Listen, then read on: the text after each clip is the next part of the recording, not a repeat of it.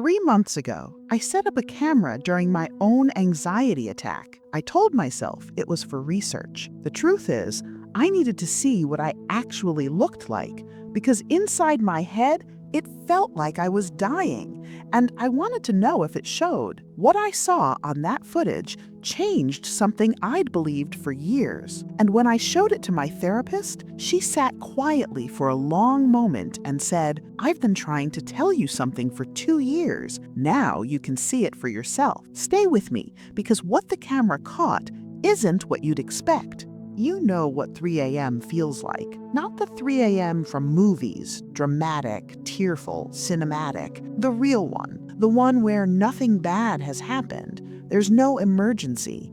Everyone you love is fine. But your heart is going, your chest is tight, and your brain is running a tape of every single thing you haven't resolved. The email sitting in your drafts, the conversation you replayed 17 times, the low-grade feeling that you are somehow behind on being a person. You've tried breathing, you've counted things in the room, you've opened an app, you've told yourself you're safe, and somewhere in the back of your mind, the same sentence keeps cycling. I've tried everything. Why am I still like this? Here's what that sentence is really saying. It's not, "I am broken." It's, "I have worked so hard, and I don't understand why the work isn't working." That distinction matters, because you're right. You have worked hard. The problem isn't you. The problem is the map. You were given a map that shows anxiety as the destination, as the thing to fix, to manage, to reduce, to survive. But anxiety was never the destination. It was always the messenger. And everything you learned to do, every technique, every strategy, every coping skill, was taught to you as a way to silence the messenger before you could hear the message. Here's what nobody tells you about why it keeps coming back. You've been told 2 things about anxiety, both by people who care about you, both probably by your therapist. The first thing, fighting anxiety makes it worse. You need to accept it, let it pass, stop resisting. The second thing, when you feel it coming, do something, use your tools, regulate, breathe. Both of those instructions are in your head right now, and they are completely opposite. Accept it, but also manage it. Let it pass, but also intervene. Stop fighting, but also do something. You've been following 2 contradictory programs simultaneously, and when neither one works, you conclude something is wrong with me. Nothing is wrong with you, but there is something wrong with the premise underneath both of those instructions. The premise is this: anxiety is a problem to be solved. What if it's not? What if anxiety is a protection response, your nervous system doing exactly what it was designed to do, scanning for threats, flagging danger, preparing your body to act? The problem isn't that your nervous system is broken. The problem is that it learned, somewhere along the way, that the world is more dangerous than it actually is. And every time you escape the feeling through any technique, even a good one, you are accidentally sending it the same confirmation. You were right to alarm. Good catch. Do it again. When I watched that footage of myself during an anxiety attack, here is what I did not see. I did not see someone falling apart. I saw someone working incredibly, exhaustingly hard to hold themselves together. And I realized that's not what healing looks like. By the end of this video, you won't have a new list of techniques. You'll have something harder to get and harder to lose. You'll have a different understanding of what your anxiety is actually doing. And once you see it that clearly, you will not be able to unsee it. That shift won't fix everything today, but it will change the question you're asking, and that changes everything downstream. There is one thing that people with chronic anxiety almost universally do in the hours after an anxiety episode ends. It makes complete logical sense.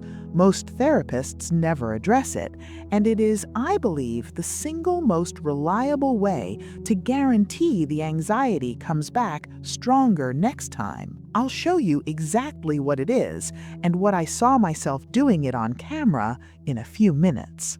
Think about how your brain actually learns.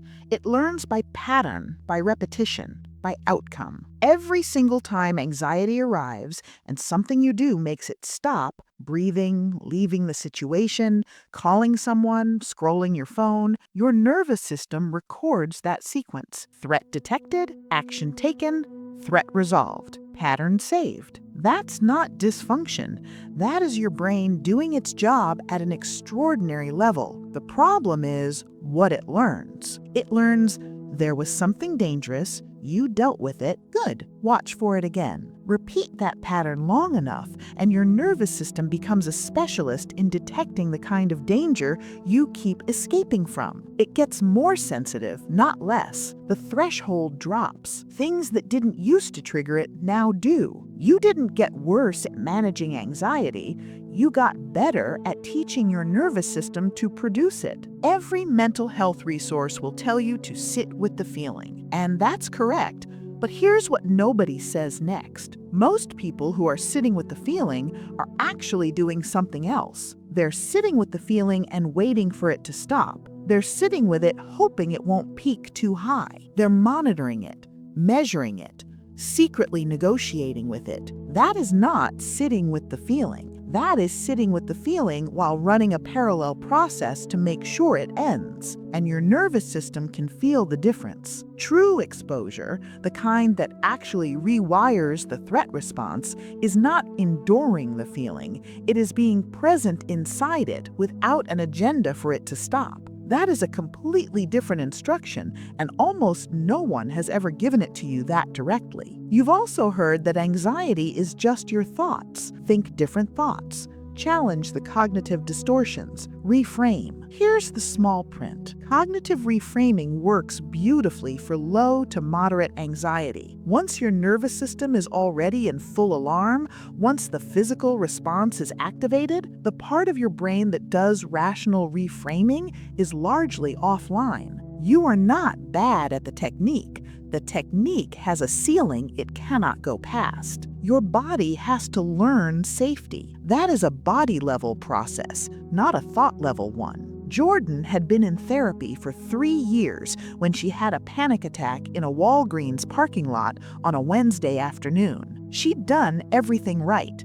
She had her tools, she used them, systematically, precisely, the way she'd been taught. The attack passed, and then she sat in her car for 40 minutes, not because she was still panicking, but because she was too tired to move. She told me later, it wasn't the panic that broke me that day. It was the fact that I'd done everything right, and I was still sitting there completely empty. What Jordan didn't know, what took another year to understand, was that she had not survived the panic attack. She had escaped it very efficiently, and in escaping it, she'd confirmed to her nervous system, that was dangerous, you were right. When she stopped trying to manage the panic, when she sat in her car not waiting for it to stop, not monitoring it, not doing anything except being there, something shifted. The attack still came, but her relationship to it changed. She stopped being its hostage, and slowly, over time, her nervous system stopped producing it as often, because there was nothing left to protect her from. I told you there was one thing people do after an anxiety attack that almost guarantees it comes back stronger. Here's what I saw on the camera footage. After the attack peaked and started to drop, after my breathing slowed, after the worst of it passed, I sat very still, and then I did something I'd done 100 times without noticing it. I ran a debrief. What triggered it, how bad it got, whether I handled it well, what I'd do differently, whether it meant something was getting worse. In my head, this felt like processing, like being responsible about my mental health. What it actually was, my nervous system searching for the threat it had just escaped, reviewing the scene, making sure it knew the terrain. The post-episode debrief is one of the most common ways the anxiety loop stays alive. You survived the attack, and then you handed your brain a map of the attack and told it to study up. Here's the part even most therapists miss. The goal is not to have fewer anxiety attacks. That's a symptom outcome, and chasing symptom outcomes keeps you in the loop. The goal is to become the kind of person your nervous system no longer needs to protect. That's a different project, a slower one, a more honest one. And it starts not with doing something new, but with stopping something you've been doing for a very long time. Here is what the camera caught. Not someone out of control, someone who had built an extraordinary infrastructure of control and was exhausted by it. Every technique, every strategy, every coping skill, they were all forms of the same message. I cannot be trusted to survive this feeling on my own. I need help to make it stop. The therapist wasn't shocked because the anxiety was bad. She was shocked because she could see, for the first time clearly, what I'd been doing for years without realizing it. I'd been working so hard to manage my anxiety that I never gave my nervous system the chance to learn it was wrong. The anxiety wasn't broken. My relationship to the anxiety was. You were not built wrong. You learned, very logically from real experiences, that certain feelings meant danger, and then you got very good at treating those feelings like danger. The work, the real work, is not about eliminating the feeling. It's about sitting inside it long enough, with nothing to do but be there, until your body gets the message it never got. I was never actually in danger. Step 1. Name the signal, not the story. The moment anxiety arrives, your brain will immediately produce a story. The story is plausible. It is not the point. This week, practice separating the physical sensation from the narrative about it. Not, I'm anxious because my boss didn't respond to my email and that means something is wrong. But there is a physical sensation in my chest. My heart is faster. This is anxiety. That's it. Don't fix it. Don't explain it. Don't follow the story. Name the sensation. Stay in the body. Step 2. No debrief for 24 hours. After the next anxiety episode ends, and it will end, it always ends, do not run the post-mortem. No analysis of what triggered it, no assessment of how you handled it, no projection about what it means. For 24 hours, the episode is just something that happened. Your nervous system does not need the map. Step 3. 1 minute of nothing, the hardest one. At some point this week, when you feel anxiety arriving, don't do anything. Not for 10 minutes, not until it passes. 1 minute. No breathing exercise, no grounding, no checking your phone. Just you, the feeling, and the knowledge that you are not in danger. You are teaching your nervous system something it has never been taught directly. This feeling cannot hurt me, and I don't have to do anything to survive it. 1 minute.